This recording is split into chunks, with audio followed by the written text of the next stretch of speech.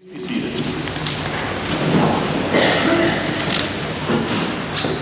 Picture for a moment a desert landscape. I'm not talking Sahara Desert, I'm talking like Western United States desert landscape. And I'm not talking Grand Canyon, that kind of grandeur, more of sort of the Westerns, that Western movie type of desert landscape, where there's tumbleweeds and some rolling hills and an occasional canyon and lots of sand. That was what the surrounding landscape looked in the community that I served during the 1990s, Hemet, California. It was an area that was technically on the edge of the desert, but by Midwestern standard, it was desert. And it was an area that was desert looking enough that the TV and movie productions that wanted to save a few bucks would film their westerns on the outskirts of our town. It was an interesting area because despite that landscape, it was really just a suburb of Los Angeles. Most of our parishioners would commute believe it or not, 90 minutes into Los Angeles to work each day and then 90 minutes back. Consequently, one of the major topics of conversation would be the best routes to take. Where could you shave off 5, 10, 15 minutes here or there? And I could never figure out when I first moved there why folks didn't take the two-lane road that I discovered, sort of, that went from the center of town to the freeway. I thought it was a great road. It went on the edge of some of the more wild-looking areas, so it was pretty, and it wasn't well used at all, but in relatively good shape. But everyone else seemed to use the much more major roads that left our valley.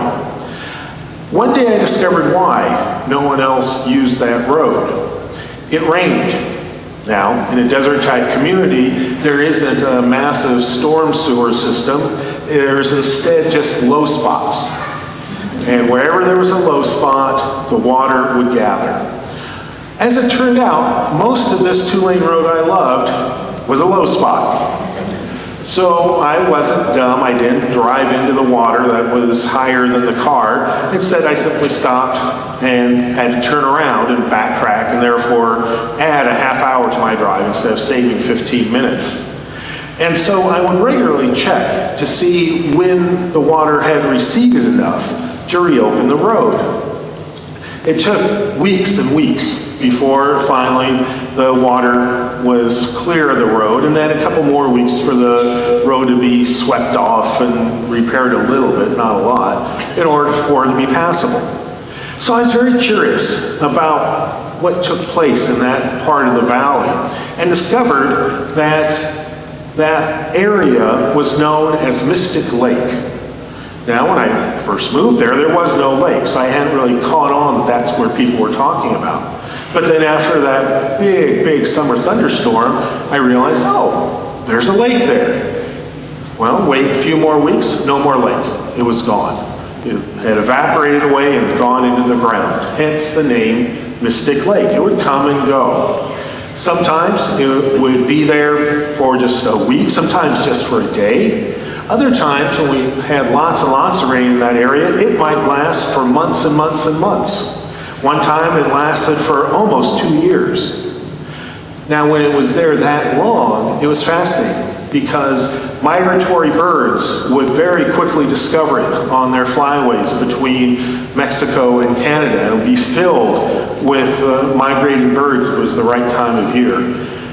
When the lake dried, there was a farmer who had the rights to farm that dry lake bed, and he or she would raise hay. It was sort of a safe crop to have. You wouldn't lose too much if it got flooded out and was unharvestable. But it was very large, this lake. It was many football fields long, acres and acres of water. It would come and go. I think of Mystic Lake when I think of this morning's gospel and when I think of Holy Baptism, because it's about God's love flowing in symbolic form. When things are going great, when we have something as beautiful as a baptism like with Aaron this morning, it's kind of easier to feel God's love flowing. It's kind of easier to picture the lake filled up and that the migratory birds are coming in. It's full of life. But then, say, August, whether it's in a parish or out at Mystic Lake, things kind of dry up. Things get kind of routine. Things get maybe even boring. And we kind of wonder, or maybe we just stop wondering about God's love. The feeling comes and goes. God's love is constant. God's love is, in fact, growing. But within ourselves, the sensation of it, the awareness of it, comes and goes. What's interesting to me about Mystic Lake is how it's constantly productive, sustaining, life-giving. When there's water there, the birds find all the food they need within the lake. There are various creatures that actually come up out of the before dry mud, reproduce quickly, go through a life cycle, and the birds can eat them. When the lake's dry, hay grows, and other animals benefit from that hay. Whether it's a dry time or a wet time, animals are provided for. And the same thing happens in our own lives with God. That when we are feeling God's love, when we are feeling like God's walking right with us, then truly we can easily see how we are being fed from God, and we can easily see how to feed others. But in the dry times, it's important to also know that we can still be part of God's love being spread. It may not be because we automatically do it. We may sort of have to take the discipline of scattering the hayseed, of scattering the life-giving actions of forgiving people, of being patient, of being generous, of being people that live with integrity. All those nuts and bolts things that Christians hopefully do.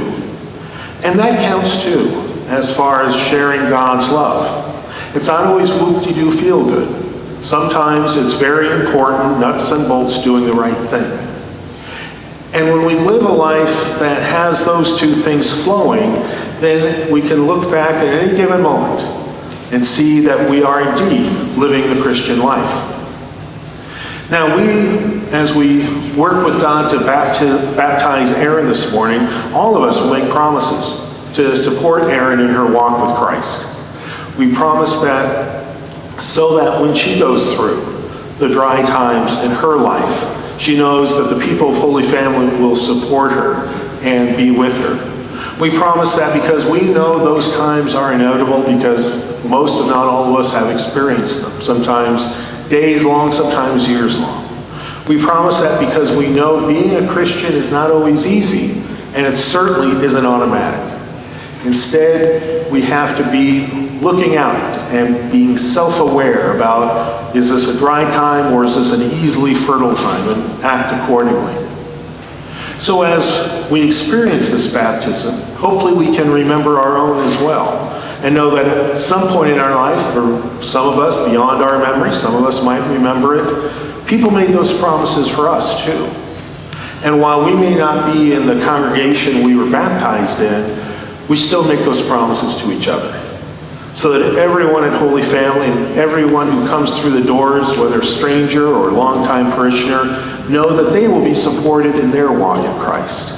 That they will be supported in their dry times and in their fertile times. That they'll be supported when life is easy and when life is hard.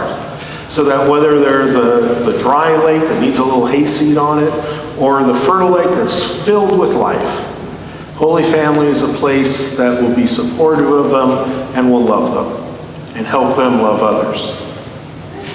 So what we're doing here is crucial work. It's important work, but it's also easy work because God is doing the heavy lifting. Just as with Mystic Lake, the dry and the wet came with only a certain amount of predictability, so too in our own lives, we don't know what's going to happen tomorrow. But we do know God will always be with us. God will be caring for us. God will be loving us. And all we are asked to do in return is to love each other. In the name of the Father, and of the Son, and of the Holy Spirit. Amen.